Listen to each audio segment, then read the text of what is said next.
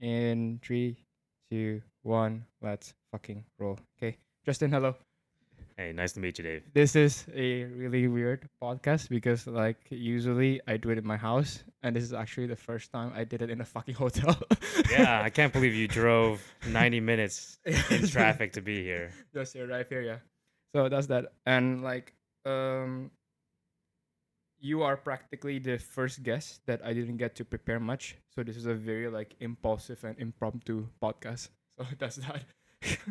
You know what? I'd say that some of the best things happen in life. In life, which Yeah. is like very Yeah, suddenly, yeah. exactly. I see. Someone's knocking at the door. Shall we open up? Now, this is one to remember. Somebody? Hi. You should say hello first. Okay. Hi, good to see you. Sure. Okay, bye. Yeah. Alright. I Alright. guess you have to edit that out. Nah, actually, like, do you watch Joe Rogan? Oh, yeah. Yeah. Joe Rogan's podcast is very, like, how should I say, Like organic unfiltered. and unfiltered, and that's exactly, like, what I'm aiming for. Yeah. know? So that's that.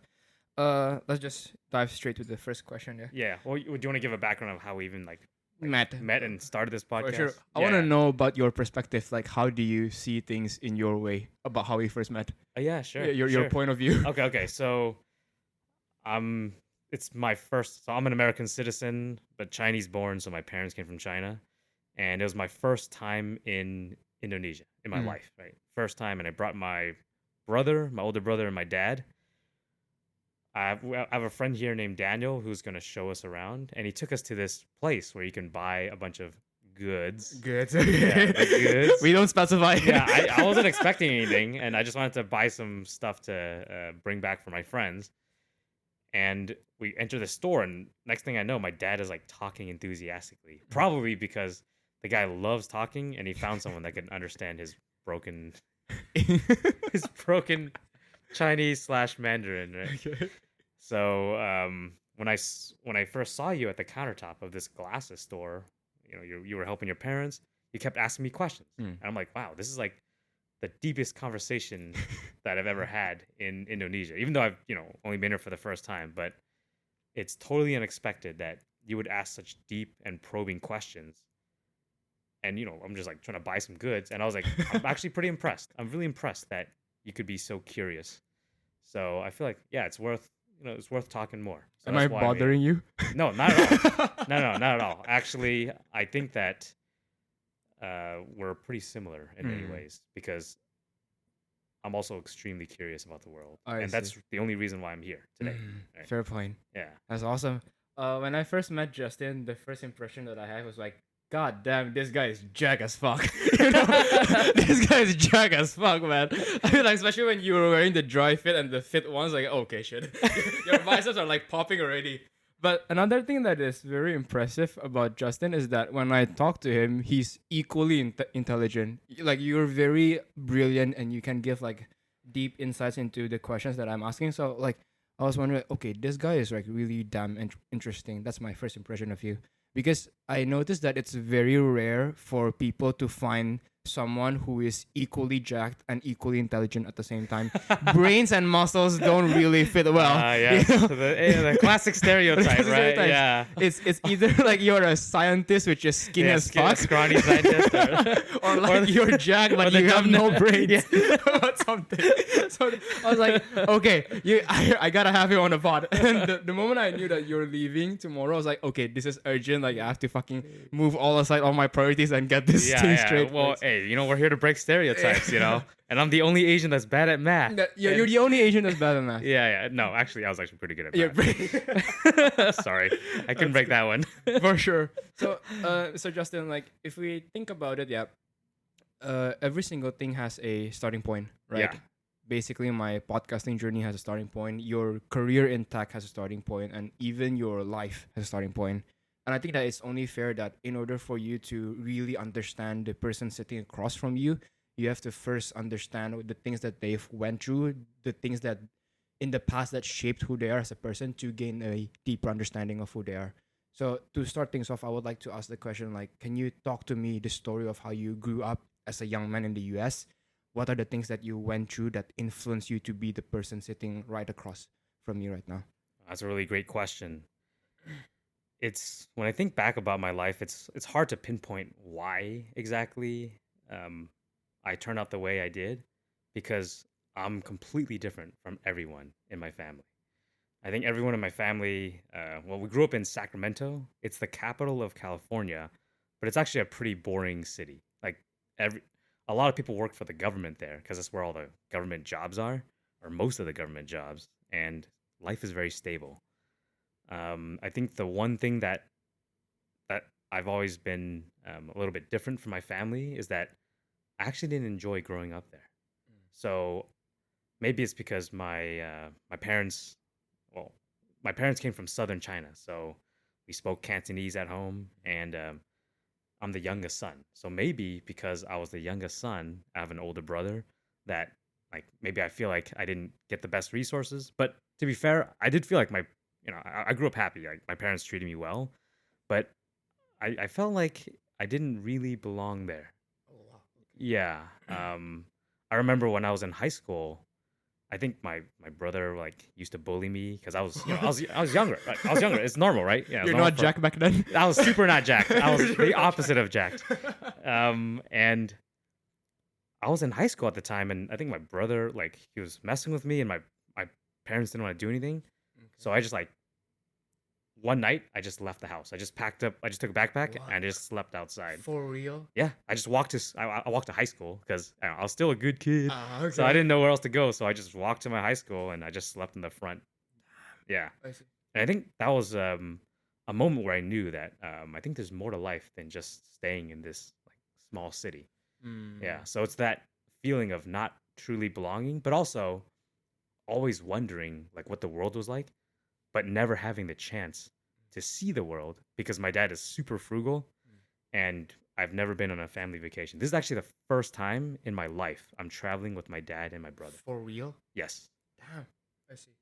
So if I could, what I'm hearing from you is that the way that you grew up as a young kid in the US is that you have this lingering sense of not belonging in that home, in that area, to the point that that made you feel like, okay, if this isn't where I belong, there has to be something out there that is much more magnificent. And you have that curious mind that you develop to kind of like have that adventurer mindset, that explorer. You want to see the world as it is. Yep, absolutely. Mm. And I think kind of like you, when I was growing up, I felt like I was the only one around me that was asking the questions of why are things like this, right? Mm. Like I always try to get to the origin of things, and I didn't really see that in a lot of the people in my life. I see. But like asking those questions led me to so many things in life. That's So, so cool. I mean, like, if we observe about it, I think that we can notice that there are lots of people who simply think that, oh, it is what it is. The yep. way things are is because the way things are. They do not have the curiosity to dig deeper and to further understand what is it, the origin of things.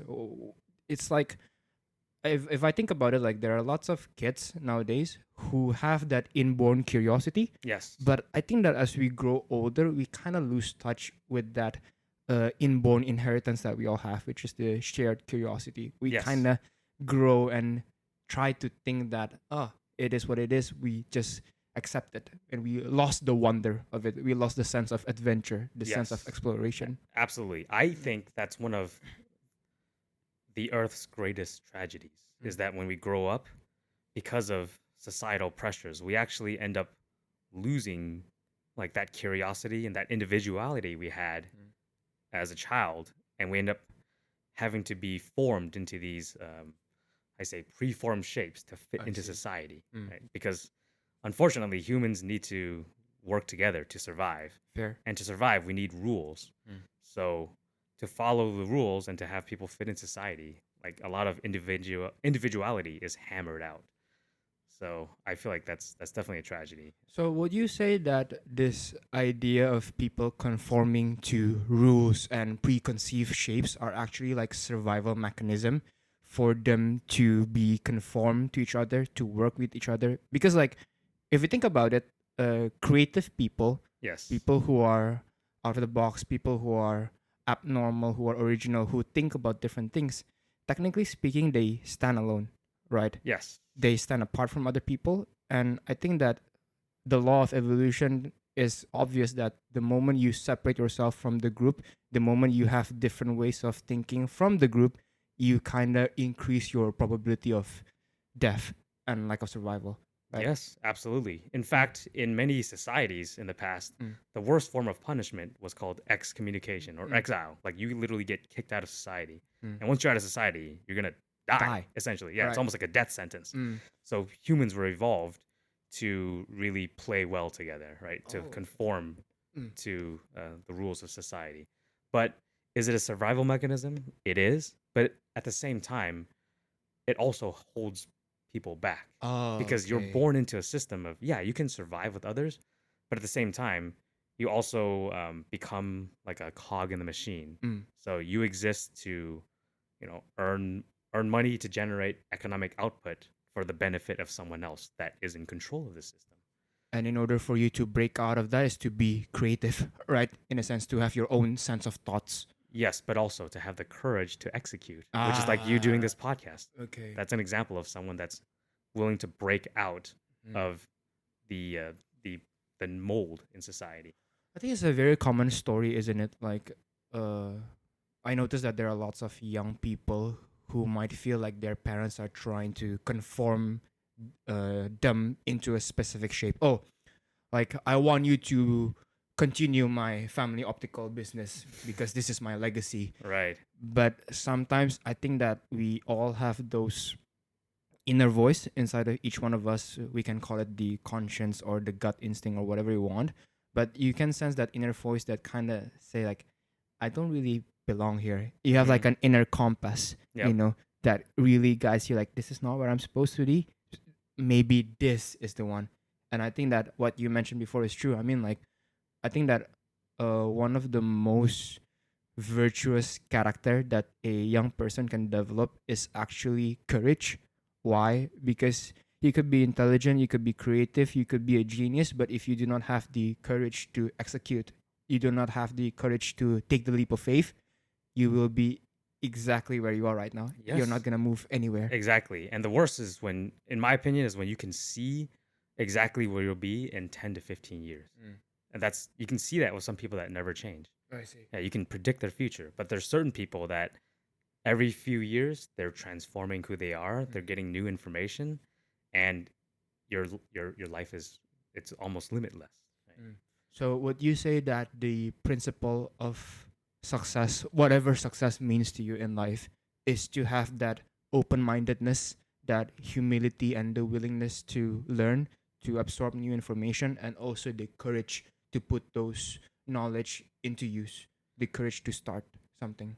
I would say that the top measure of success in life is how close you live up to your maximum potential. Okay. And I think humans they have the potential to do many, many things, many great things, but very few people reach their potential. What seems to be the reason why people are not moving towards that fulfillment of the potential? It's going to sound a little bit financial, but I think it's like risk management. So on that earlier comment you said about parents trying to get you to do like they're trying to convince you to do safer things, like maybe inheriting their shop or doing a stable job. The reality is that the nature is vicious. Like out before we had cities and before we had agriculture, humans had to survive like out in the wild. Yeah. So a lot of human behavior is actually driven by managing risk, aka you want more safety. So I think our parents, when they want us to, get a stable job, follow the same path as the successful, well-trodden path, like going to school, getting a job. Those are all mechanisms to reduce the amount of risk of failure. So there's always a balance, right? So if you go a little bit too extreme, you might be able to, make a big impact on the world, but you might Die as well. Yeah, you might die as well, right? Yeah. And some of the, not everyone does this, but some of the successful entrepreneurs we hear about, they like risked everything, right? And they wanted something more than anyone else. But that's also very high risk. It's a Right. special case for them to survive, right? Have you ever heard of the survivorship bias? Yeah. Yes, Bro. Okay. We're on the same page, man. We're on the same We're on the page. same page. We're on the same page, Yeah. man. So like if you think about it, there's basically like 3 spectrum points over here. Yeah. So this point is basically playing it all safe. Yep. Right here is like playing it all crazy and extreme. Yep. In a sense, our parents might lean us to decide, To the to safe. play it safe, Right. because I think like it's very common sense for a parent to be extremely concerned about the survival rate of the child. Yep. Right. It's, how should I say? It's ingrained in their nature to be risk averse, Yes. to prioritize surviving instead of thriving. Exactly. But in order for you to thrive, you have to lean more into the risky side and find that balancing point between your risk tolerance, the ability to go out there, make a change, be brave enough to do what you deeply wanted to do, but at the same time having that common sense to regulate, your courage, so that your courage does not transform into impulsiveness and recklessness.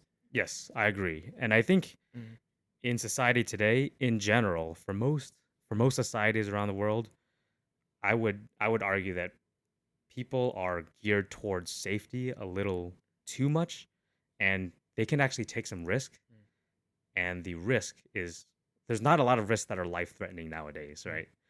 So the worst thing that can happen if you try something and you fail is that you learn a very valuable lesson. True. So Yeah. there's almost no downside to trying new things, but there's a ton of upside. I see. I think that one of the most interesting character that a person can develop is also the, how should I say, the willingness to be embarrassed, Yeah, because that's like right. you mentioned before. Okay, so when you take a risk, there's basically 2 sides here. Like there's a potential downfall and potential uprise. Yes. The potential uprise is limitless, but the potential downfall, there's a cap to it. Yeah. What's the cap? Probably public embarrassment, shame, Exactly, yeah, and you might be embarrassed, but I feel like when people are, used to being embarrassed, used to failure, they no longer are afraid of it, and therefore, because they're no longer afraid of it, they have the capacity to shoot upwards to the moon. Yeah, So that's that. Well, the easiest example is our interaction yesterday. Like we were strangers. You didn't know me. I didn't know you. But you asked me a ton of questions, and you even asked me to be on this podcast, right? And maybe because we're now on this podcast, you'll learn something. I'll learn something, and something else amazing might happen in the future because we have this connection now. So it's that small little thing. Like you could have risked social embarrassment, but because you took that risk that honestly not a lot of people are willing to take, and you asked me for something, I was happy to give it, right? But there's always that chance that I could have been an asshole, right? I'd be like, oh, well, how dare this guy ask me to be on his podcast? But most people would actually be quite honored. I see. So I noticed that there are lots of people who have like a negative preconception of what people might think of them, right? Oh, what if they reject me? Oh, what if they think that I'm weird? But it turns out that, do I used to have that? I don't think I used to. I don't think I had that. Why? Because although that the optical store makes me feel choked, because every time I go there, like I don't want to go there. Because I know that I'm not supposed to be there. I cannot see myself doing the same thing that my dad did for the next 30 years. And if my dad is listening, he's going to be heartbroken. My mom, they're going to be so heartbroken. But that's just the reality. Like I feel choked there. But one of the things that I appreciate about going to the store is that I'm constantly exposed to rejection. Yeah. Like when you're there, like you're supposed to call the customers walking like, boleh kacamata ya, boleh kacamata ya, boleh kacamata ya. It kind of like,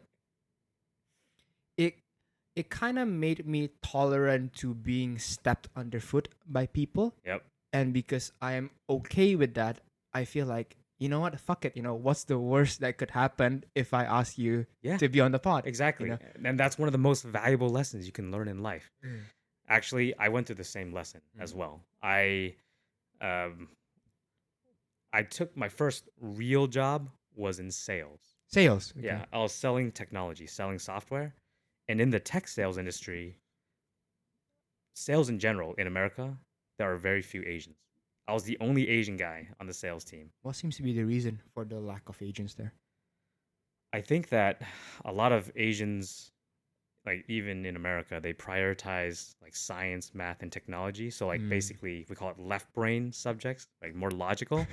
And like those are the ones that are valued, right? Like a lot of when I was growing up, a lot of my family members would be, oh look, your uncle's an engineer. You gotta be like your uncle. Right? And literally all my cousins are like engineers, either a computer science or like a programmer or like an engineer of some sort. I'm like the only guy that's gone into like a more communication based role, like sales, like soft skills. And when I started that sales job, oh man, I was the most nervous guy in the room. Really? I in my heart, I thought like Asians weren't good at sales, at least okay. in America, right? Well, obviously, there's Asians all over the world, and like, someone has to do the job of sales. There's lots of Asian salespeople in the world, but in America, it's like, well, the Asians have like all the science jobs, right? So, and on top of that, I was the only Asian guy, and I never had a sales job. Really? So Okay. I had to like cold call meaning you call potential clients. They don't know who you are, and you ask them. You try to get them to. You essentially ask them for an appointment. So it's basically it's like my way of asking them to join a podcast. But essentially, instead of a podcast, you'd be like they'd be listening to your product pitch, right? So like that was like the job, right? But I was more paranoid than anyone else. I was more freaked out, so I worked harder. I outworked everyone, and I was like on the top of the leaderboard in terms of like the number of calls made per month or per day, like globally. And then like I learned faster because I talked to more clients, and like the more experience you get, and you just like you had to get over the fear of being rejected, and that was one of the most liberating things that can happen to you. I find it very interesting how you have that sense of fear and nervousness, like, oh shit, like I'm not that good. And therefore, that kind of fear actually pushes you, okay, I'm not good at this. Asians are not usually good at this. Therefore, I need to compensate for that lack of ability, that lack of talent by multiplied hard work. And because you have even more input when it comes to your sales reps and your sales practice, it kind of made you better. Yep. And because it made you better, you gain confidence. And when you gain confidence, you kind of break free from that preconceived notion in your head that salespeople, Asian salespeople, are not good. Yeah. Would that be a reasonable? Actually, I didn't even include this thing. So it's not just hard work. I worked hard, but I also used my Asian advantage. As well. So, which is what does that mean? Okay. Wow, I feel so racist now. But you're gonna get we're gonna get canceled, bro. Yeah, exactly. Yeah, but that's okay. It's okay. Don't cancel us. Okay. I'll confess. I was actually like a straight up nerd. So like, there's cool Asians and there's like ghetto. There's like nerdy Asians. I was like the nerdy one. Like I played RPG, like super boring RPG games. They were so boring that we needed these programs to play for you. Okay. Because they're too boring. They're called bots, right? Okay. So okay. Yeah. So like I like using the knowledge of like, creating this program that could play this game for me. I created a program that could automate the calls. What? So like when all my other colleagues, they had to pick up the phone, dial, have the conversation, hang up the phone, type in their notes, and then like log their notes in 3 separate pages. Bro. I created my own script where I click a button and using Google Voice, which is free at the time, like, well, it's still free. Like I can call my customers using a phone number that matches their area code. That was like holy shit, bro! That's amazing. It would automate everything. Yeah, that's amazing.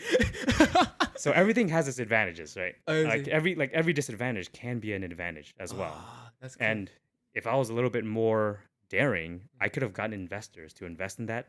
This type of program is called a sales execution software program. Wow.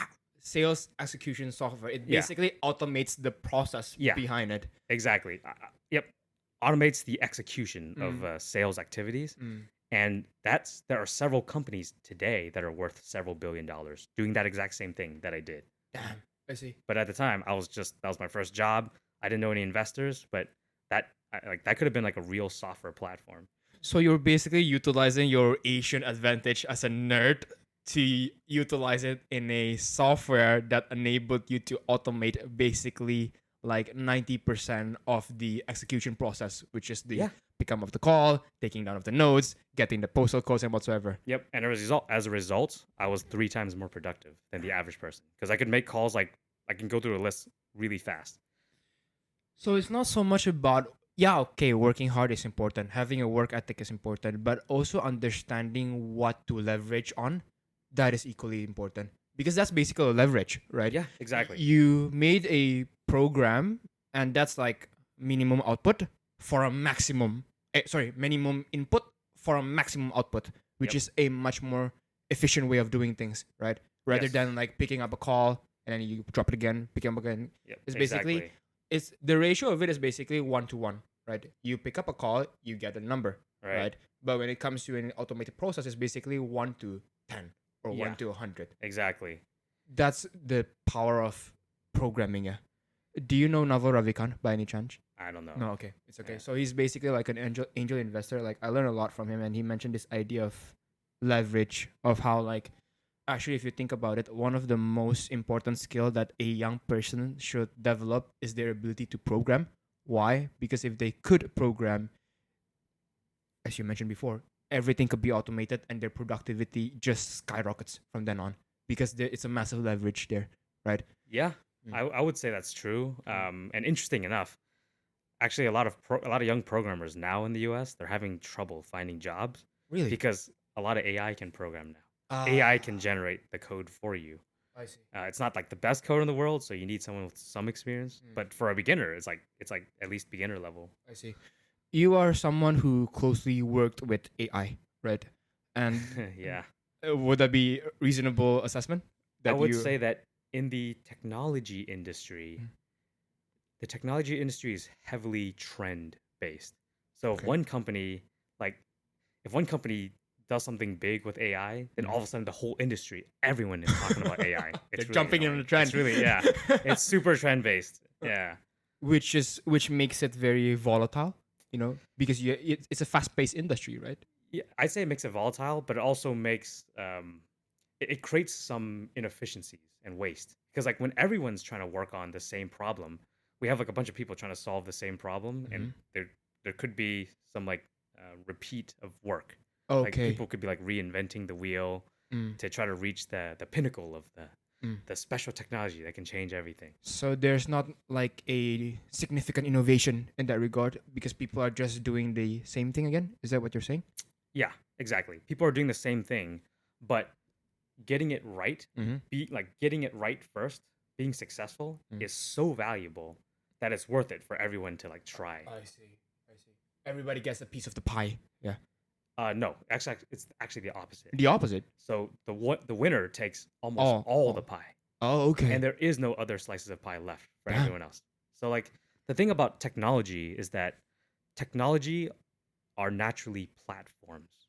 Okay. So what's the difference between say if you owned a bunch of McDonald's or like restaurants Okay. and a technology company?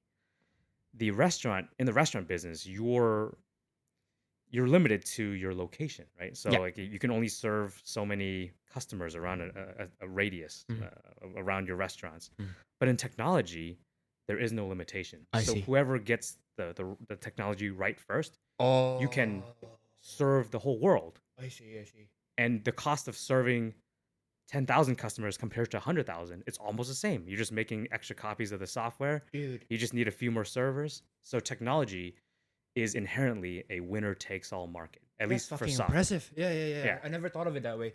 So when it comes to like brick and mortar businesses like McDonald's, for example, Yes. what happened in there is that you have a very limited amount of you have a cap, of the amount of customers that you can serve, right? Right. But when it comes to technological industry, you basically could serve like the whole entire world if you have like the capacity for it. There's no cap behind it. So in a sense, when a company really got it right on how to program a specific thing that could help people, you can like scale it in such a rapid pace Exactly. that kind of made them a giant and basically controlled the majority of the market, right? I'll say this.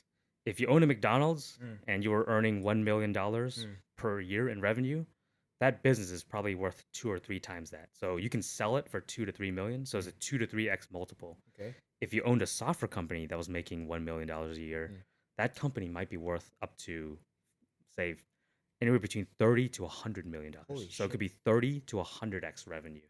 So the amount of scalability when it comes to tech companies is just, beyond the cap, skyrockets compared Yes. to brick and mortar. And that's why technology companies are the most valuable companies in the world today. I see. And that's why most money, most venture capital goes into either technology or biotechnology, which is like you invent the right medicine and that IP will give you tons of profits. So see. those are the two main industries where capital funnels into. And the reason why they are extremely valuable is against because the it is easy to scale those products, to Yes. reach like the amount of money that you need to spend to reach one customer and 100,000 customer is pretty much the same. Yep. Or not It's much of a almost difference. the same. Yeah. That's correct. And you got to think about every business exists to solve problems. True. So you're McDonald's, you're solving hunger for the people around like say 10 kilometers or so. But your software company, you could be solving problems globally if you're able to prove that you can solve a problem correctly. So that's why technology companies are so valuable.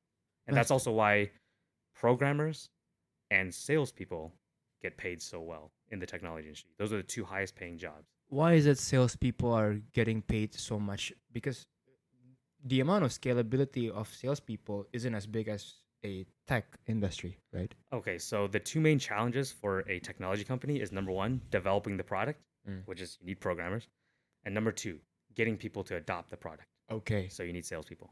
Fair point. It's basically the twin pillars of Yeah. the company, right? Well, that's when you're in B2B. So when you sell technology solutions to other companies.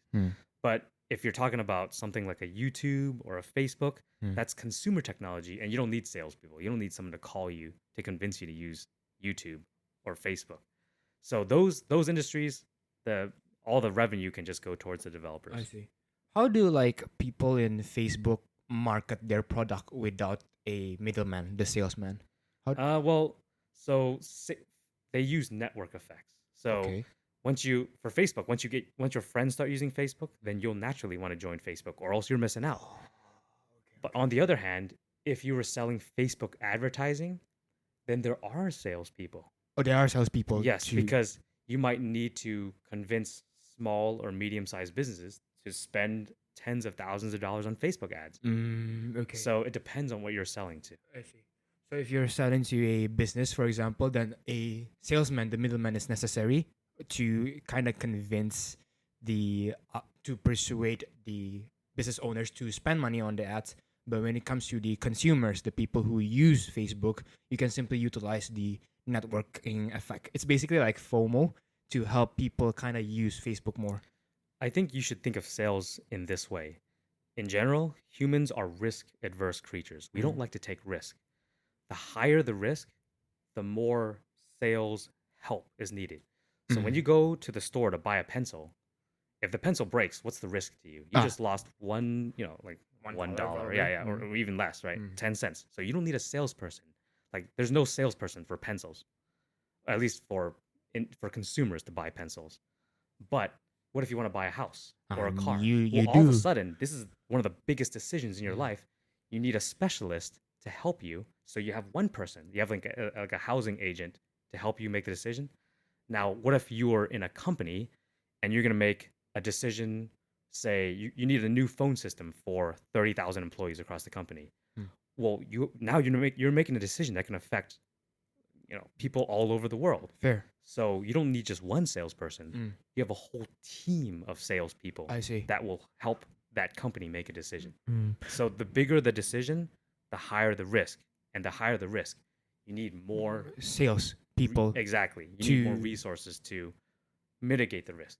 So that's why in this world, even though technology is big, the biggest deals happening in the world are still done face to face with humans. Because I don't care how great your technology is, I'm not going to trust you to transform my business until I see you, I meet you, I've met your CEO, I've met everyone in your company, and your company's met everyone in my company. And once we're confident that we can work together, then we will do the deal. I find it very interesting because by saying that, it implies that human beings are not completely rational creatures. They're also emotional in that regard, right? I'd say humans make decisions emotionally first, Mm. and everything that happens rationally is Mm. just to justify the emotional I decision see. that was already made. Damn. So it's like it's emotions first, and then you rationalize it. And because you are driven by emotions first, no matter how good the product is, you need someone to kind of tap into those emotional centers to help you feel less afraid. Maybe like convince you to feel like, oh, this has the potential upside. Then you can put in the decision forward. That's why you need a human connection to kind of precede you from uh, doubting it to being convinced that this might actually work. Well, I would say that if the risk of the decision is low, Mm-hmm. you don't You need don't the need human it. condition, Mm. human Because there's connection. no fear behind it. Well, there is some fear. You still need to have trust. So you still make an emotional decision, even Mm. when you buy a pencil, Fair. right? Because you got to choose which pencil you want. Mm. But you just don't need like a sales rep to help you To with help that. you. Mm. But so I say all decisions are based off emotional factors, largely emotional factors. But whether you need a salesperson there depends on how high the risk of that decision is. And the higher the risk of the decision, the more we need assurances Mm. that this is the right decision. And that's where the human factor comes in. Would you imply that, in a sense, in the sales market, it is better than to find a sales position where you are dealing with high end products Yes, absolutely. rather than low end products, right? Yes, because by definition, Mm. high expensive products Mm. are solving even more expensive problems. I see. So in general, the bigger problems you solve, the more wealth or the more value you will capture. Mm. So I'd say that all wealth is essentially, or most wealth is essentially solving bigger and bigger Bigger problems. problems. Yeah. I So see. if you had to choose any kind of sales job, you want to choose the job that solves the biggest problems. So don't sell pencils. Well, or unless you're like selling. Don't sell glasses. My Well, dad is gonna kill you. hey, you know what? It's still important. But if your goal is to generate wealth, then you want to solve bigger problems. Fair That's it. point. Fair point. Okay, I got it. You mentioned before that the reason why salespeople is necessary for a big decision is because big decisions often carries along bigger risk, and with bigger risk there is more need of emotional assurance and convincing them emotionally that this is a good idea. My question would be, what seems to be the process and the steps that you take as someone who have sales background to help the client understand that this is beneficial for them? What are the common principles that we have to understand if we wanted to be uh, excellent in sales? I'd say that all sales Mm. is the building of a relationship, of a mutually beneficial relationship. Mm. So if I were to ask the question, how do humans form relationships? Mm. So how do you make friends? How do you find someone like a potential lover? It's all centered on the formation of a new relationship. Mm. It's all the same thing. So in sales, the best way to form a relationship is if you show the other party that you care about them, whether that party is an individual or a company. You show that you understand them and that you have good intentions for them. That is the basis of trust. Like this person cares about me and they want to help me, and they also have the expertise or the capability to help me. I That's all see. it is. It's completely different, yeah, from what I've observed in how my dad does sales. Because when it comes to the optical store, the way you do sales is basically you choke on people to, buy your product. And if they're not willing to buy the product, what you do is basically you slam down the prices Yep. Yep. to make them feel, it's not gonna hurt much, Okay. So most, I'd say I can't say most because I haven't done the research, but I'd say most people that I've encountered that have that have done sales, they're more product based salespeople. Meaning, I will show a product and try to impress them with product features, but in the top sales positions, you have to be solutions focused, meaning you have to understand the customer's problems before you start even talking about your product, because no one's going to listen to you. So the first thing you do is to ask questions. I see. That's the biggest thing. And when I didn't say this to your dad, I think your dad is super enthusiastic about his product, which is great. But if I were your dad, I would have asked more questions. I would have say, "Hey, like, what do you use when you're driving down the, when you're driving down the street and the sun gets in your eye? Like, what do you do about that?" Like, well, I have to look away. Or like, or what if you're like wearing some nice clothes? Like, when you're at a party, you have some nice clothes on, but like you look more plain, like on your head. Like, well, maybe you need glasses, right? So like, what do you do? Do you like parties? Do you enjoy driving a lot? Right? So like, once you start understanding that person, then you can start asking them like, well, what if this situation happens, right? Yeah. So if you ever watch like The Wolf of Wall Street, this is like movie.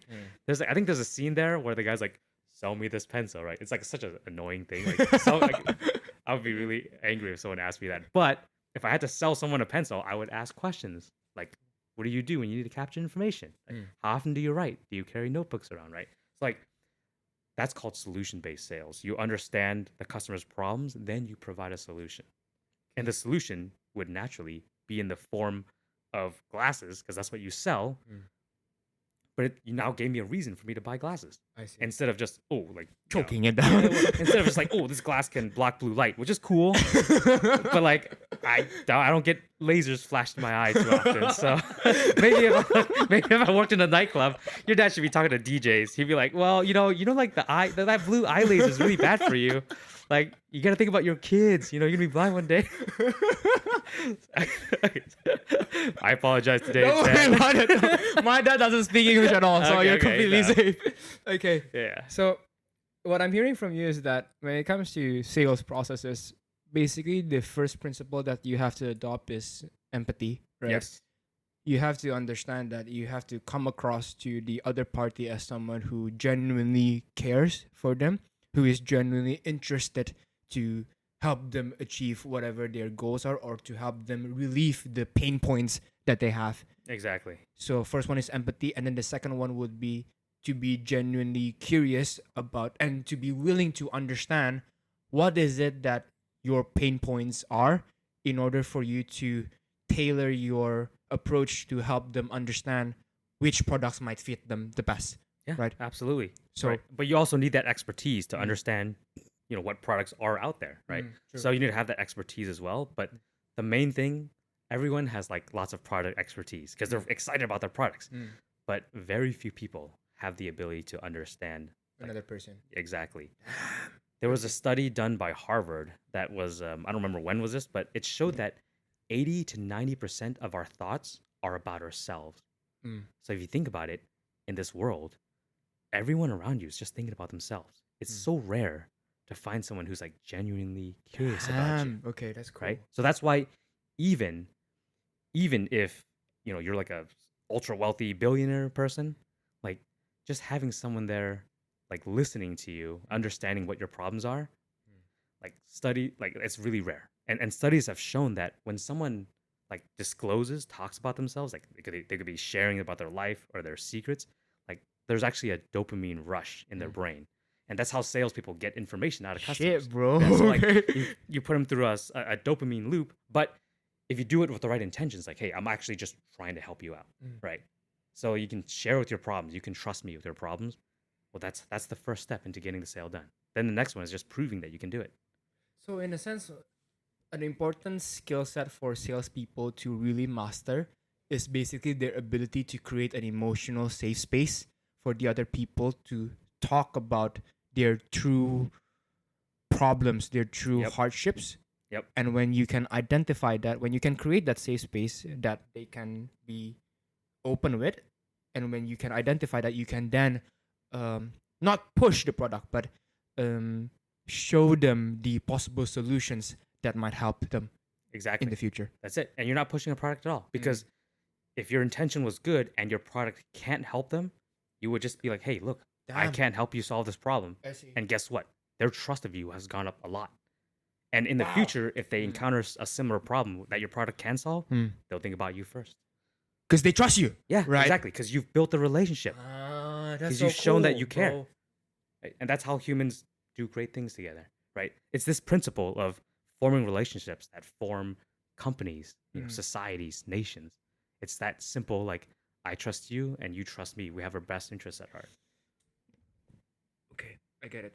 So establishing trust is an essential principle to understand when you are becoming a salespeople, right? So that you do not come across as a jerk who's just trying to see the other person as a money making machine, right? Exactly. Yeah. You see the other person as a human being that you could help with, that you have that their best self interest at heart.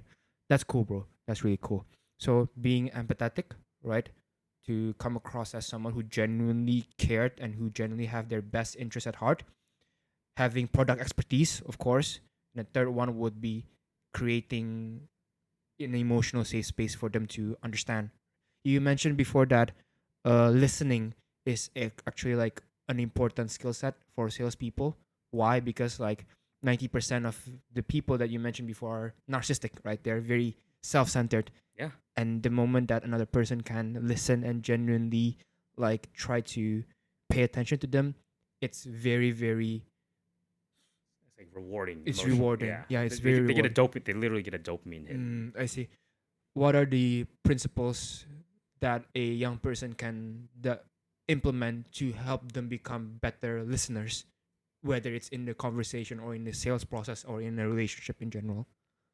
I'd say genuinely try to listen to what the person is saying. I think that a lot of people in a conversation, they're not actually listening. They're actually just thinking about the next thing to say because they don't want there to be like awkward silence, right? So just trying to understand what is really being said, right? And you can, I'd say not,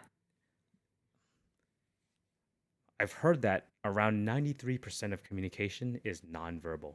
So it's not even about like the words that come out of our mouth. It could be like you could pay attention to tone, the volume of the words. You can look at obviously body language. You can see how we're talking to each other. So there's a lot of things. There's a lot of information you can glean, and that's why like face-to-face meetings are still so relevant because you can get so much more information than even through compared to a video call. I see. Or a phone call. You mentioned before that a 93% of communication is nonverbal.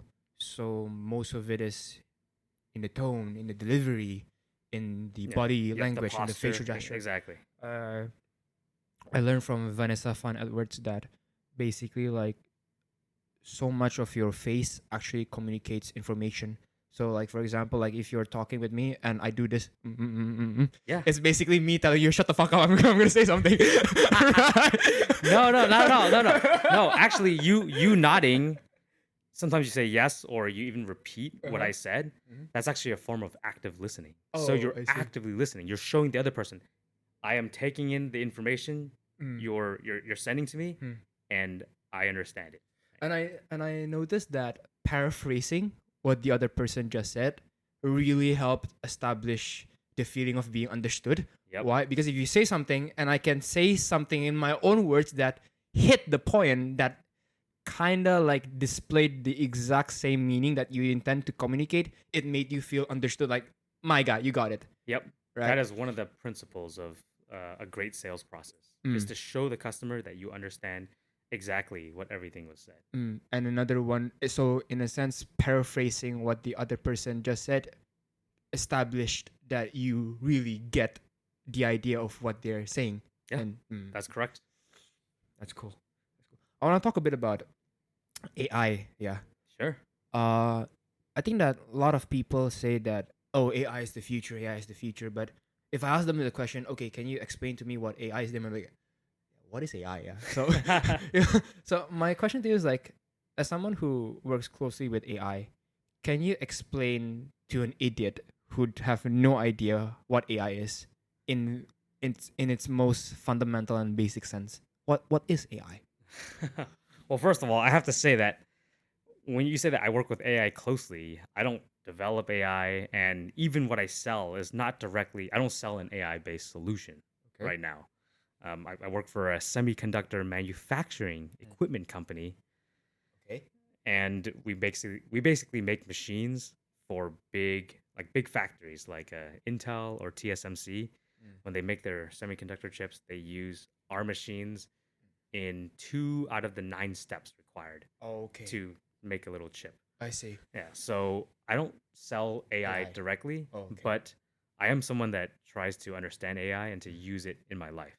So if you ask me like what is AI, there's a lot of confusion there because AI is actually it's a collection of technologies. It's a collection of technology. Yeah, it's all bundled Okay. together into AI.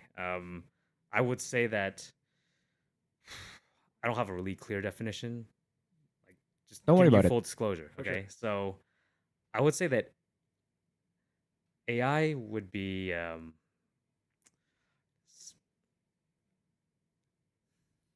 you know what? I haven't boiled it down into like one clear definition yet, so I can't even give that to you right now. I see. But like I do In know your that personal understanding.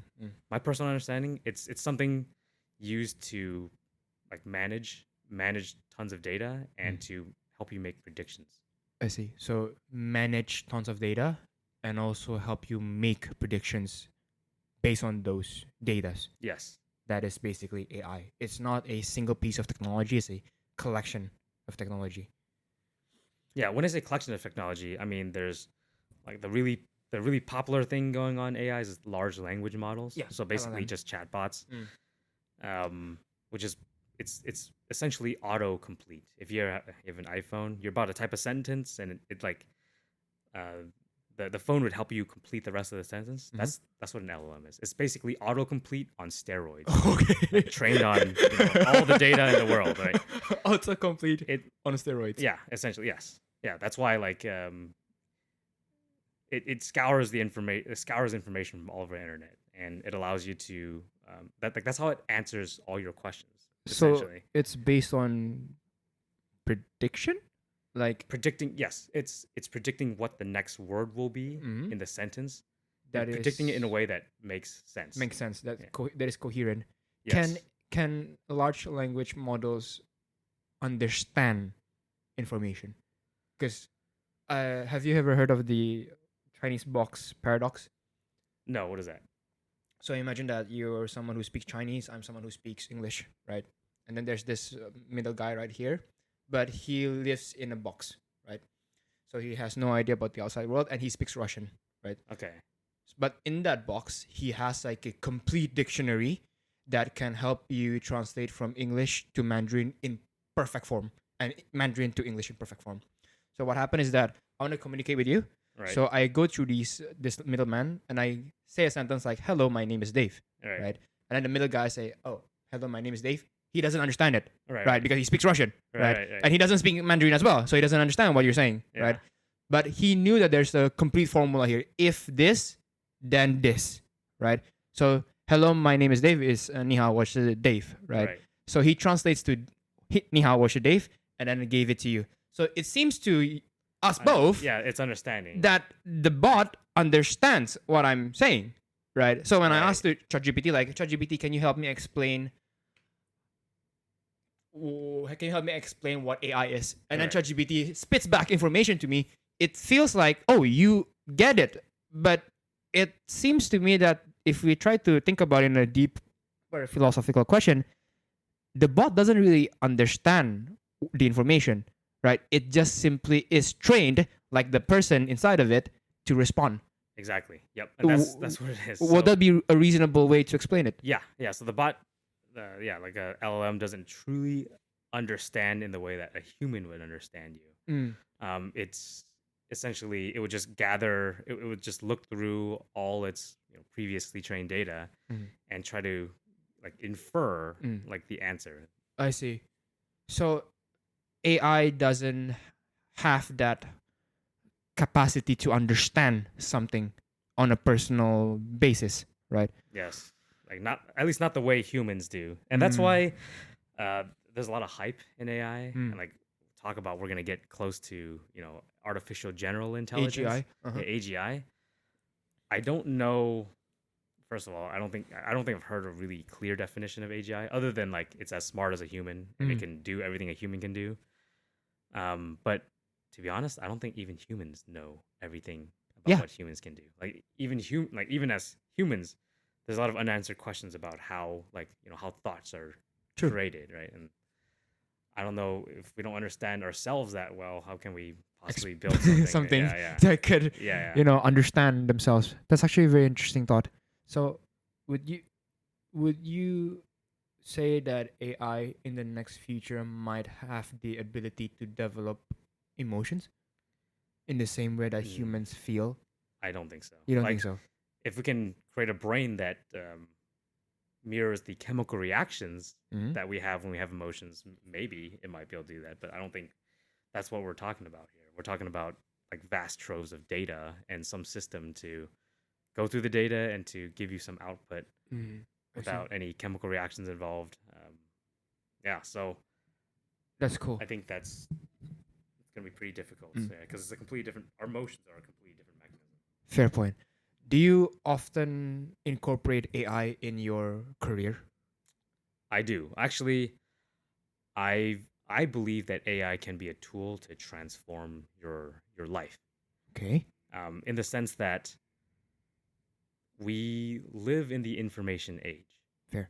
So AI was created because we have too much information. Really? Yes. Okay. Because the internet is vast. Mm.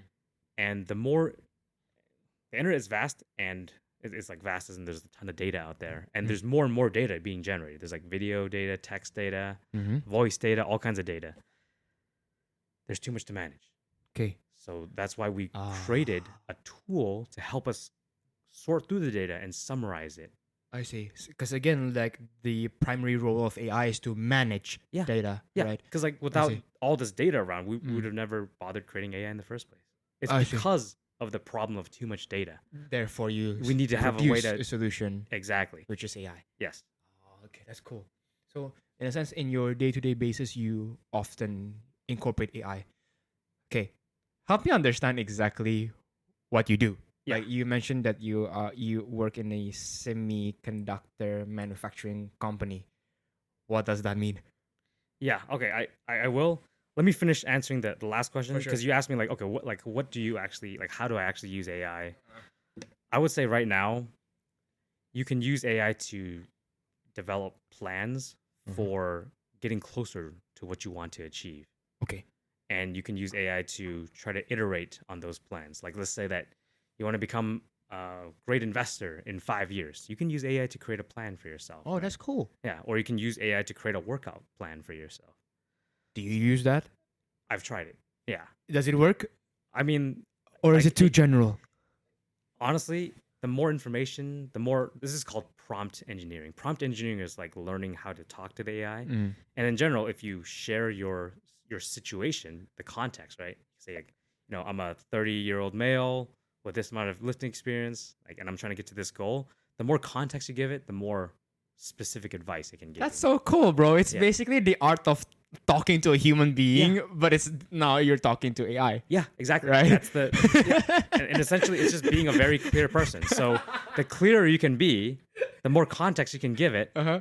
then it will be like the information it spits out. Bro, that's so will be cool. more So, useful. in a sense, if you can communicate clearly to another human being, if you can like ask specific and really crystal clear questions, Yeah. in a sense, those skills can be translated to the way you use AI to bring out the best from AI. Exactly. Yep. And every great question only has 3 parts. It has the context, Mm. which is like, what's your situation? What are you trying to achieve? That's number 1, the context. Number 2 is the actual question. How do you do this? What should I do next? Okay. What should I think about? And then number 3 is how do you want the answer, the output? So give it to me in a list. Please, write this down as an essay, right? Like, Okay. that's it.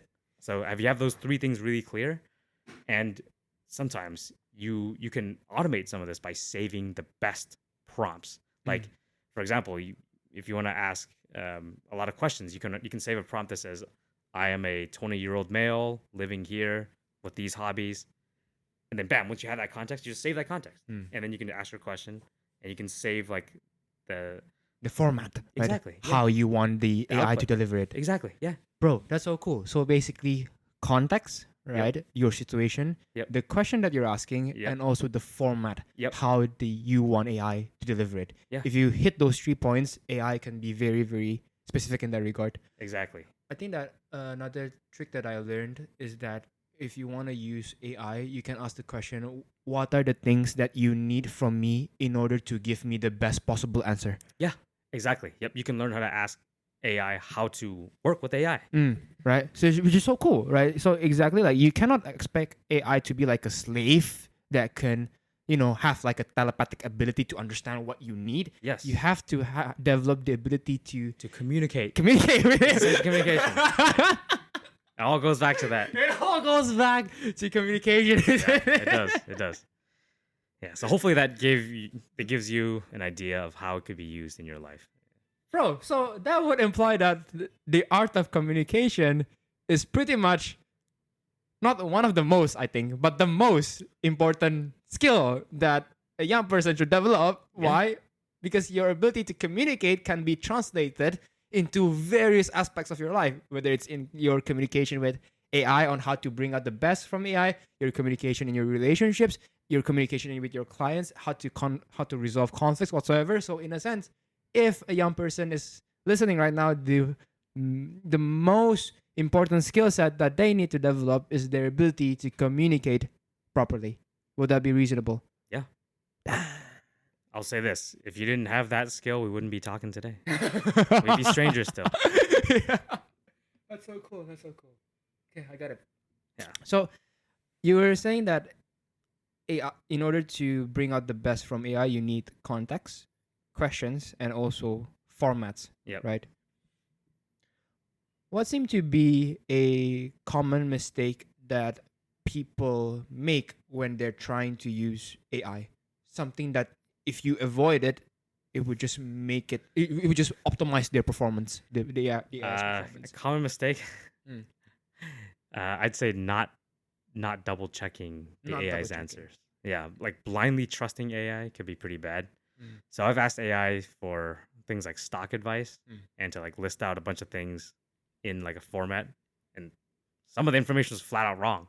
So AI was developed, or large language models. So I say large language models were developed to give you like a thorough and confident sounding answer.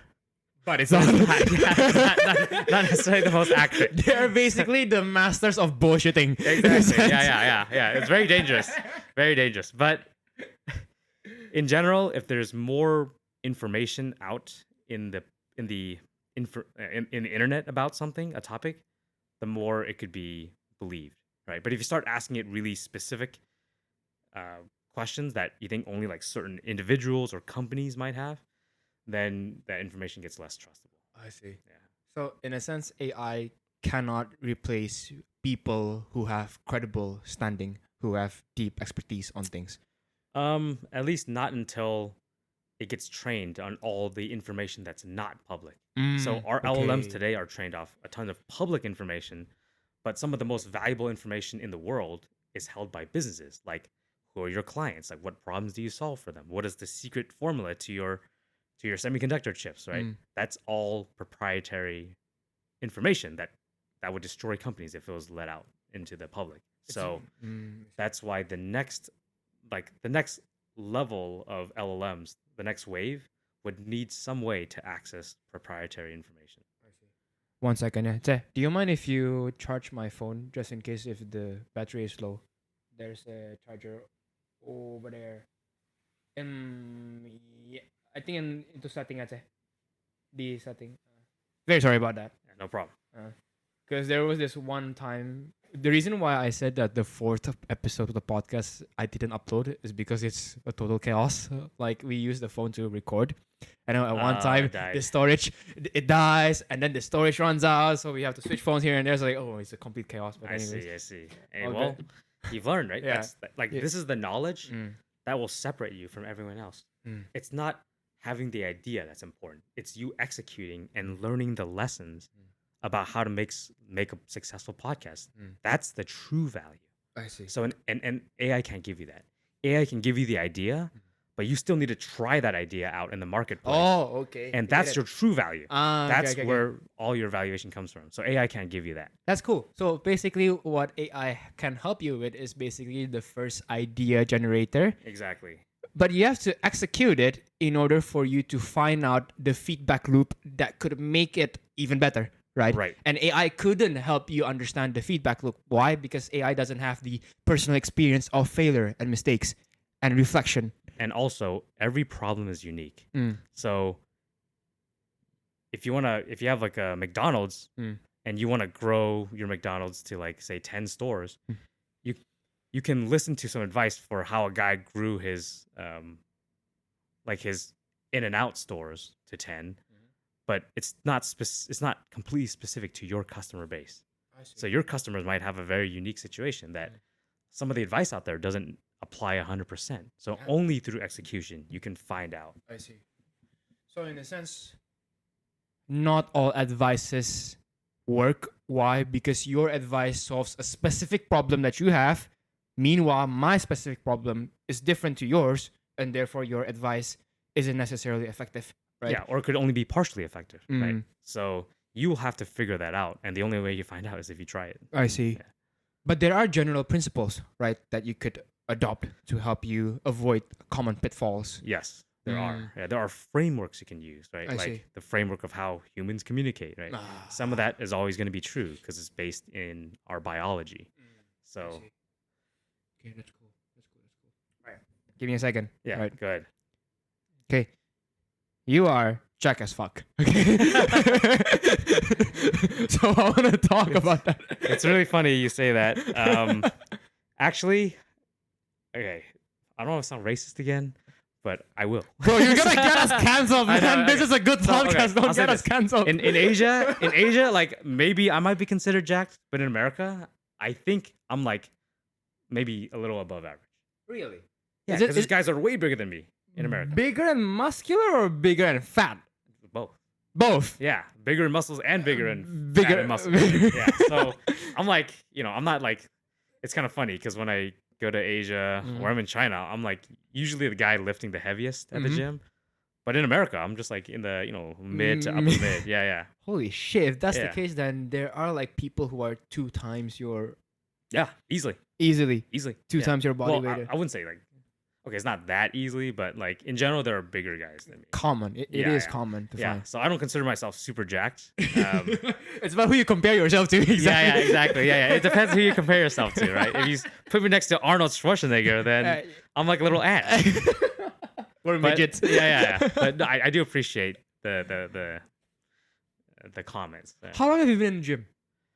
I've been working out for probably 5 years. 5 years in. Yeah. Goodness. But I used to work out in college Mm-hmm.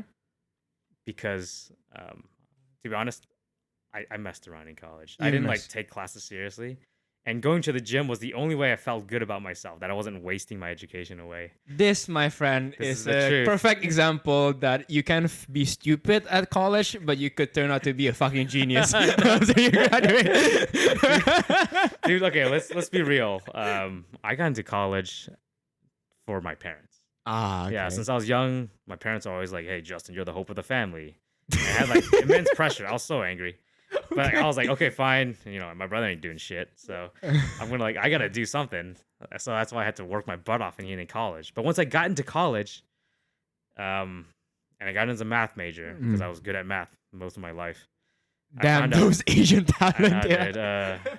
I found out that I hated math, and I wanted to I was so close to dropping out. Really? Yeah, I was gonna drop out and not tell my parents, and just stay. I went to school in Los Angeles, Uh-huh. so I was just gonna stay in Los Angeles and try to live there without even telling my parents I dropped out, because I was the family pressure was so immense. That's what I was about to ask, actually. You strike me as someone who is deeply hungry for success. You're driven and ambitious. My question is, that hunger, does it come from your parents laying massive expectations on you? Or is it something that you develop along the way because you figure out fuck this, I need to make shit happen? I would say that the biggest defining moments of my life Mhm. And the reason why I am today, why I am the way I am today, is because I failed many times in my life.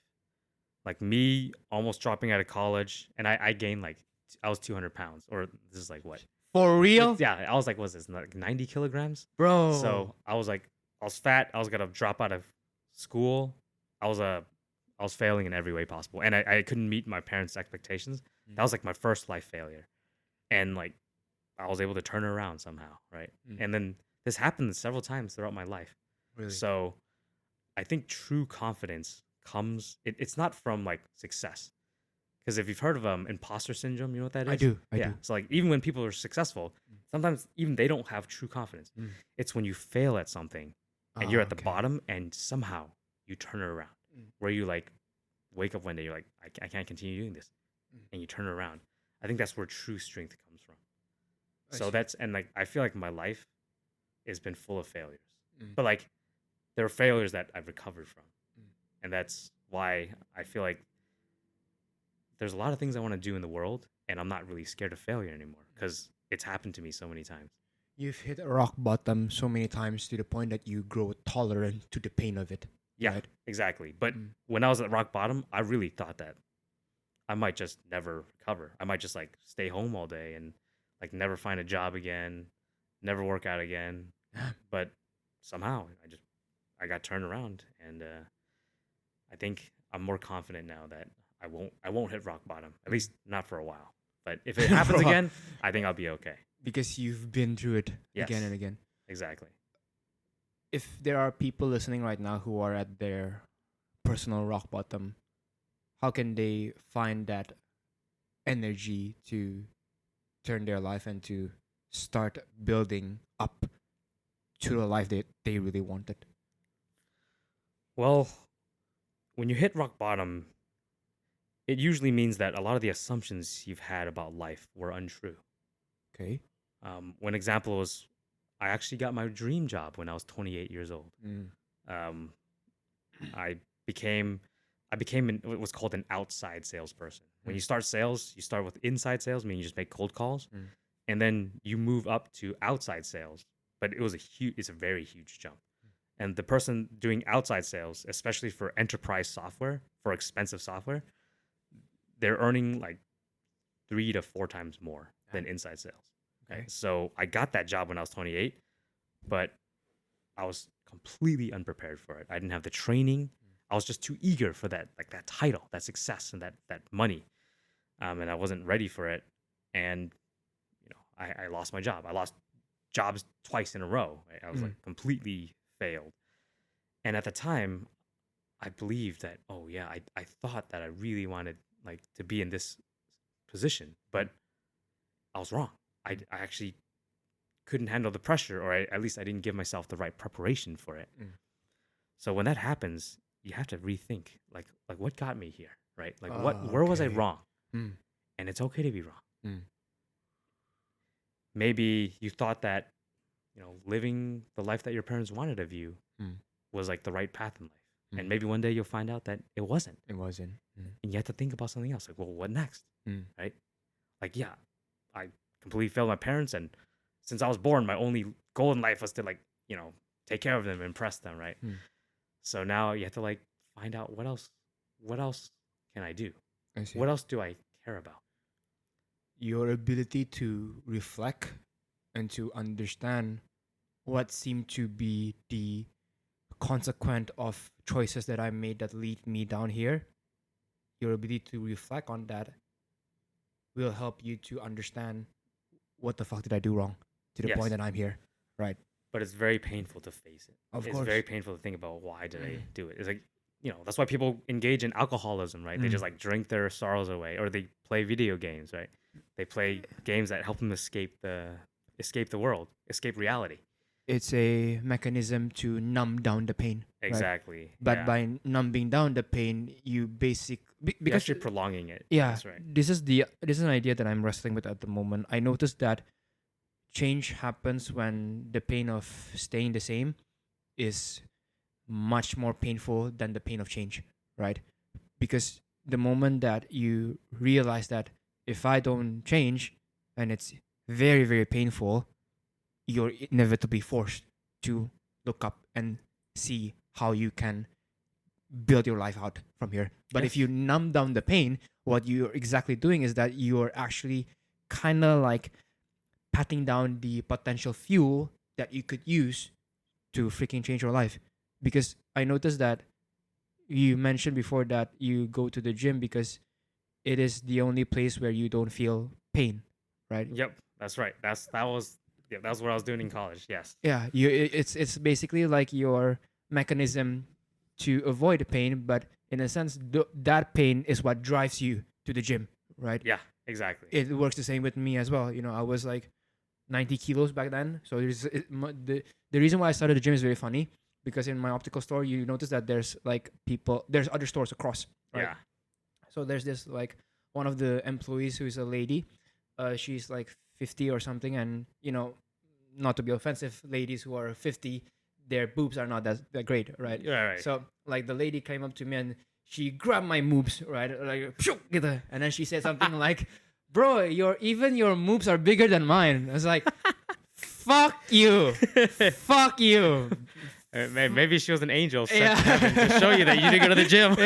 From then on, yeah, that personal pain to me Yeah. is what allowed me to have the fuel to go. You know, that's why I think that alcoholism or like other mechanism like pornography, it's basically tools that numb down your pain when you have to understand that actually that pain is what is necessary for change, you know. Yes, I would say that everyone has different mechanisms for dealing with pain and stress in life. Sometimes you go to alcohol, sometimes there's video games, but gym is another way, right? It's a more positive way. Productive. Yeah, it's a more productive way to deal with stress, and that was my way, right? The gym was my escape. But it's so cool then. So in a sense, it's basically human nature to avoid pain, right? Just Yeah. as it is human nature to avoid risk. Yes. The question is right now is how do you avoid pain in a way that is productive and could help you in your life? And one of the ways that you could do I it, wouldn't use the word avoid pain. I would use the word deal with pain. deal with Because pain. to avoid pain is to do nothing. Is to take no risk in life. I see. You confront it Yes. face to face. Yeah. Right. Yeah, that's so cool. Yeah, and like last piece of advice on just being jacked. First of all, I don't consider myself super jacked. You are but I jacked, think, brother. Stop denying it. Okay, compared to a lot of people around me, I am more healthy in general.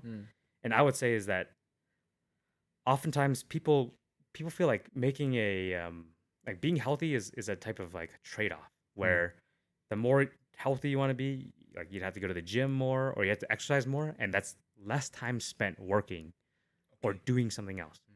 I actually reject that idea. You don't have to make the trade-off. I have decided to integrate health and work together. Like what that means is that the harder I work, like my office job, the healthier I am. And how do you do that? You try to find ways to work out while you're even working. So like I got treadmill. I have a treadmill under my desk. Oh, that's cool, bro. I'm like the only guy like standing all day on my desk and I'm walking all day. So the more I work, the more steps I'm getting in each day. Damn. And I have 6 treadmills all over the world. What the hell? Yeah. I have 2 at my parents' house, like one in China, one in like a different place in the US, and one at work as well. So, and there's like a few others. But essentially, wherever I go, I make it as frictionless as possible to get some kind of activity in, even if it's just walking. You integrate it right in your daily life. You mentioned before that some people think that work and exercise are trade-offs. Yeah. But the truth is they are actually could be integrated. I would even say that they are both complementing each other. Because I think that the healthier you are, in a sense, the more optimized you are for work, right? Yes, absolutely. I think that there's this idea that says that people who have like a bicycle under the desk to exercise perform better. Why? Because if you exercise more, you have a more healthier blood flow to your brain, and the more blood flow you have to your brain, the better you are able to perform, right? I think that there's this idea that even says that when you are at the age of 35, what happens to your cognitive function is that it's on a steady decline, and the only way to prevent it from a steady decline is by exercising.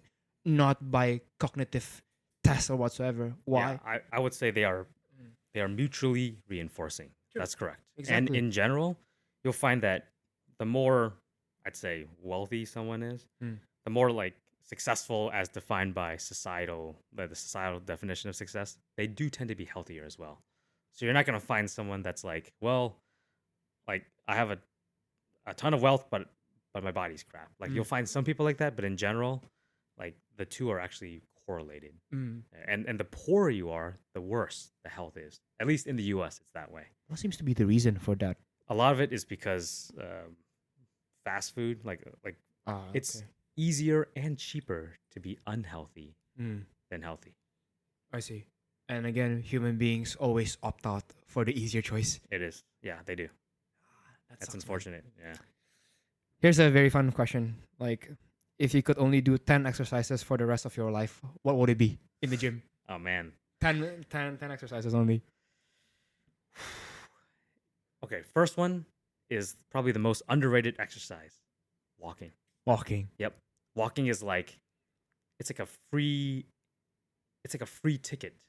Because in general, cardio, if you do running, especially HIIT cardio,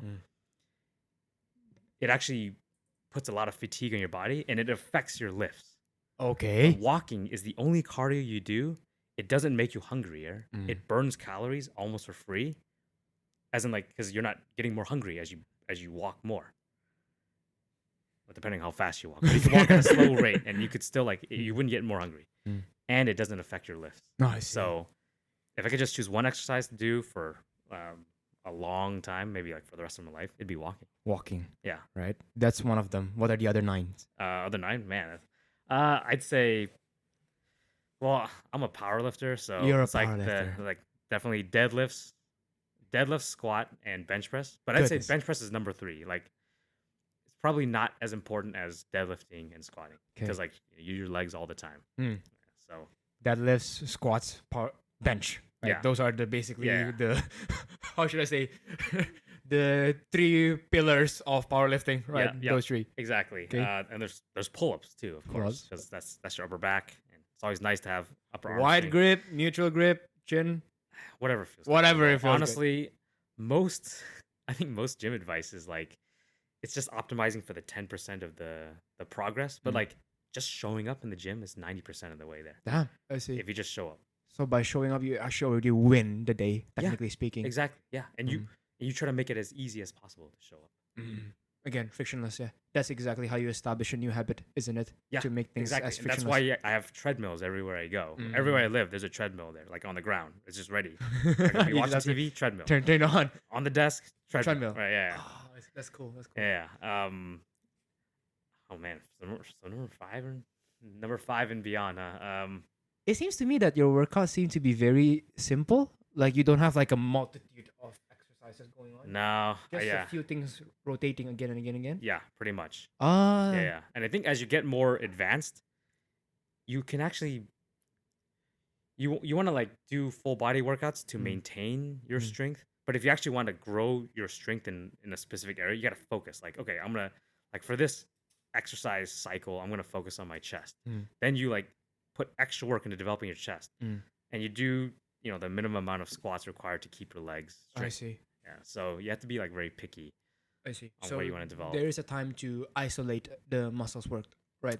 And I wouldn't say just isolate, but just more like focus on them. A So focus. focus more volume. It could be like a compound movement, like the bench press. I see.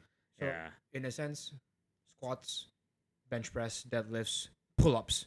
Those are the 4 main ones that Yeah, you walking. Walking. 5.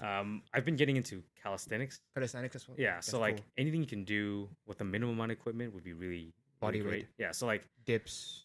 yeah, I would say like ab rolls. So I carry an ab roller with me What everywhere. I the- go. So I use it. I've used it in airplanes. What the fuck? In an airplane, yeah. I've used it on trains. Yeah, That thing? yeah, that thing. Yeah, yeah. Yeah, I have like the little push up. What was that? The little push up bar. I got things? it. I got Yeah, yeah, yeah. It's like the it's like a grip tiny that you thing. have. Yeah, yeah. You can stick that in your backpack. You just take it apart, put it in your backpack. Same with the ab roller. What the heck? like, Okay. I think the best exercises are the ones you can do anywhere. for free. You don't need any equipment. So that's your principle, basically trying to integrate every single thing as seamlessly as possible, your workouts to your life. Yeah, make it easy as possible. So that way, even if you don't go to the gym, You it's can not still an exercise. excuse. Yeah, you just need the ground. So that also means like doing leg raises or sit-ups, right? Because as long as you have the ground, you can do sit-ups. How has the gym? Oh, okay, fine. 5 more minutes, yeah. I Yeah. didn't expect this to be. Oh, actually, That I knew this was gonna go by fast. I can already tell. Okay, good. That's good. Okay, berarti jam 2 ya. I'm gonna get it over with. 6 minutes. How long has it been going? An hour and a half. Oh, okay, that's good. Right. Next time we should continue the conversation Sure. because there's actually still more here, but okay, that's I, okay. I have a lot to share. So, but Okay, right. Considering that we only have like 6 minutes left, I'm just gonna move to the final chapter. Yeah, this is actually very weird. You don't know why? Because usually, like my podcasts with other guests are very structured. You know, there's like 4 chapters in one chapter, a few questions, moving on to the next one, and then this one is a bit more like free flow. Free-flowing, yeah. You know, very impromptu. So it's a very fun lah. Okay. You mentioned before that the gym helped you a lot when you are in a rather unpleasant moment in your life, right? I want to talk about that more. Like, I feel like discipline is necessary in whatever you're doing. How does the gym help you become like a better person that could help you develop positive characteristics that made your life better in that regard? How has the gym helped you? you know what? That's really funny. You mentioned discipline because I'm actually not a really disciplined guy. Really? I don't consider myself. I can see it from the room yeah, here. Yeah, yeah. Oh, okay, that hurts. That hurts. That's personal, man. Okay. Just kidding. Don't hit me, brother. So I'm actually pretty lazy. Okay. And I don't depend on willpower or discipline at all. Like, I just try to make things habit. Because like people that form habits I think they're inherently lazy. Because they don't want to make decisions. Habits are basically automatic decisions. So for me, discipline is only important in the first 30 or so days. When forming the habit, you got to force yourself to create a new habit. But once that's done, It becomes autopilot. yes. Yeah. Basically, and it becomes more autopilot over time as you do it. So for a lot of people, they think like, oh, I got to force myself to go to the gym. But for me, going to the gym, it's as easy as like someone lying down on the bed to scroll their phone. Because whenever you have free time, like a gamer would play video games the moment they have free time, right? But since I consider myself someone who loves the gym, I'm a workouter. Like whenever I have free time, I start thinking about working out. Let me guess, you read the book Atomic Habits? I did. I read Atomic Habits, The Power of Habit, all that stuff, right? I see. But I think going even beyond habits, I think I just made it a part of my identity. Like just like a gamer would play video games. Well, I'm a gymmer, right? And Or that's like I'm a fit Person. right? So that means like if I have free time, I would just take out the ab roller and I'd start rolling. That is Yeah. exactly what I do because that's who 'cause I that's am. I don't. There's no discipline there. It's not like you don't think about you needing to brush your teeth before you sleep. You just like Fair. you just gotta do it because it's what you do. Damn, that's so cool. So in a sense, the most difficult part and phase is always the first parts. Yes. But as you do it more often, you kind of wire your brain to run on autopilot. And when you run on autopilot, it becomes easier. When it becomes easier, you kind of attach yourself to the identity, which Yes. makes it even more seamless in your life. Exactly. And the way you apply that to other parts of your life is when you want to start something new or you want to change yourself, just try to make it as easy as possible I see. to start, just to start. So when it comes to the gym, my rule is if I don't want to work out or every day, I have to work out at least 5 minutes a day. Okay, That's it. just 5 If minutes. I really don't want to work out, I would put my shoes on, like go to the gym or just, do some ab rolls. After 5 minutes, I ask myself, do I want to continue? 95% of the time. Since you're already doing it, you're like, I'm already here. You might as well Keep just going, fucking right? go. Yeah. But some days I'm just like, well, I'm tired as crap and I feel like I don't feel great. Okay. 5 minutes, I'm done. That's so I go cool. So it's like this idea that says that in order for you to establish a new habit, what you need to do is basically making sure that the bar is set so low so that you feel like it's an almost easy thing to do. impossible. Yeah, It- impossible to not do it. It's impossible Like, not to if do it. you're Yeah, writing that's a- a way. If you're writing a book, you can say that every day I must write at least one sentence. Just That's it. one. Yeah, and if I want to stop, that's it, right? That's it. But if I can keep going, You give can yourself go the on. permission. Yeah, I see. and you will find that in more cases, you will probably give yourself permission because you're already doing it. I see. That's so cool. It's very interesting. So that's exactly like one of the easiest way to beat procrastination. Making sure that the standard is so low The that bar is it, low. that it feels so impossible to not do that little thing right there. Exactly. Because when you start the ball rolling, Yeah. it gets easier Yep. over time. Exactly. Okay, that's cool. Okay, right. Since we only have like 1 minute left, I'm just gonna shoot some like rapid fire questions. Yeah, Sure, So, sure. Okay. Right. Ask me Okay. anything. If you could turn back time to your 20s, what are the things that you wish you would do differently? Try harder. That's it. I didn't try hard enough in my 20s. Don't half-ass it. Yeah. Like if I have an idea, try to make it happen. And even if it doesn't work out, Then so be it. be okay. Yeah, so be it. Mm. I was too scared. Try harder. Don't be afraid. Yeah. Okay, awesome. Number 2, what is something that you did right in your 20s? Something you're proud of? Something that if other people did as well, it might make their life better. It's basically the reverse of the first question. Something I did well. Or is there nothing at all? Yeah. It's a total blow up. No. Okay. I would say that I tried to learn how money works. Mm. I actually lost a lot of money. Like that's like one of my failures. But one of the best things I did was I found ways to like, get money where you can. And you don't necessarily have to be rich to get money. You don't have to have money to get money. There's like ways to raise money.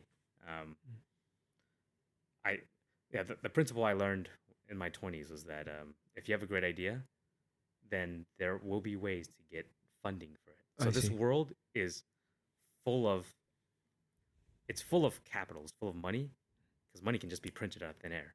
But it's sorely lacking in people with the vision and the execution required to make Oh. things happen.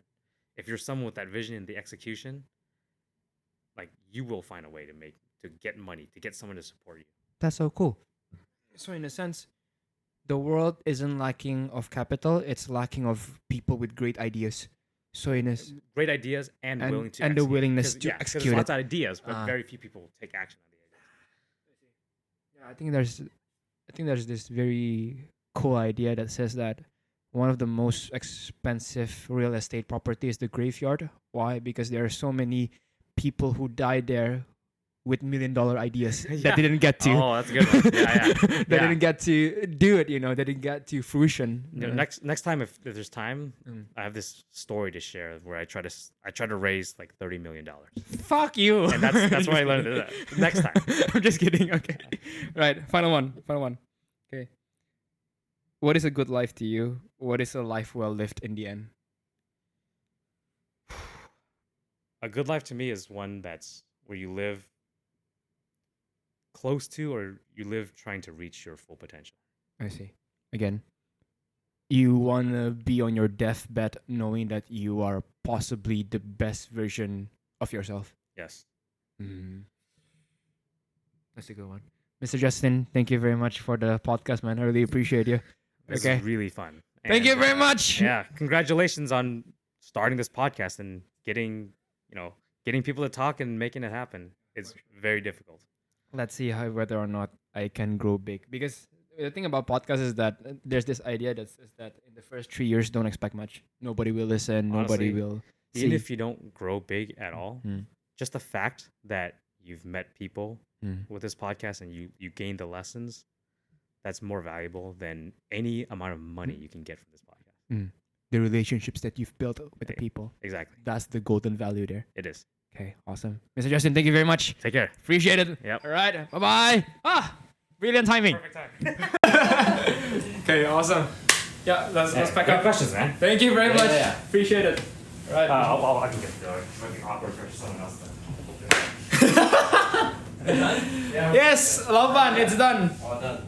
Yay. Mr. Justin.